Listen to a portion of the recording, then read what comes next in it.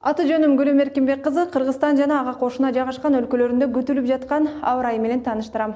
Саламатсыздарбы?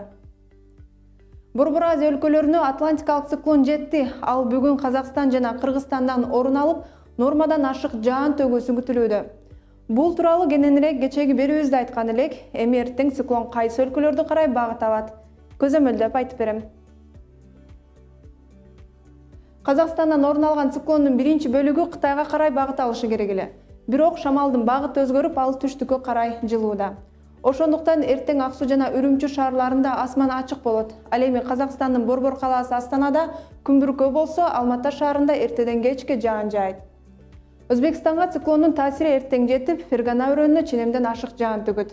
Борбор калаасы Ташкентте эртең менен жааган жаан көпкө созулбай түштө токтойт.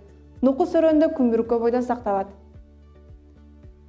Жаандуу циклон Түркмөнстандын түндүк аймактарына гана тийип өтөт. Буга айланыштуу эртең түштүктө жайгашкан Ашхабад шаарында күн ачык болсо, түндүктөгү Дашогуз өрөөнүндө жаан жаашы күтүлүүдө. Тажикстанга циклон али жетпейт, ошондуктан көпчүлүк аймактарында күн ачык бойдон сакталат. Бир гана Кыргызстандын Баткен облусунда жүрүп жаткан жаан жакын жайгашкан Ходжент шаарына таасирин бериши мүмкүн. Кыргызстанда 28 сентябрда түнкүсүн кээ бир райондордо, күндүз Чүй, Ысык көл, Нарын областарынын көпчүлүк аймактарында, Талас, Ош, Жалал Абад жана Баткен областарынын айрым жерлеринде жаан жаап, бийик тоолуу райондордо кар жаашы күтүлөт. Батыштан соккон шамалдын ылдамдыгы секундасына 4-9 метрден кээ бир райондордо 15-20 метрге чейин жетиши ыктымал. Аба ырайы өз ордунда турбай өзгөрүп турат.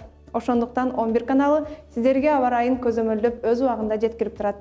Кайрадан көрүшкөнчө сак болуңуздар.